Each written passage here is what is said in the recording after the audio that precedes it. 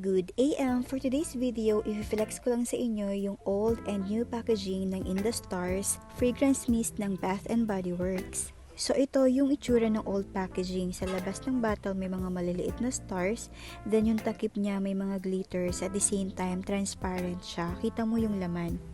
At ito naman yung new packaging niya. Mas naging elegant siyang tingnan.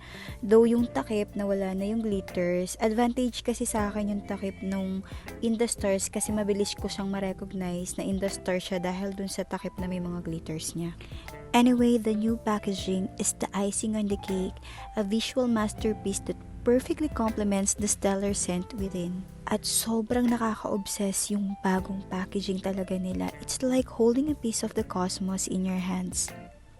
Now, let's get to the heart of the matter, the fragrance itself. The notes in Industars include starflower, sandalwood,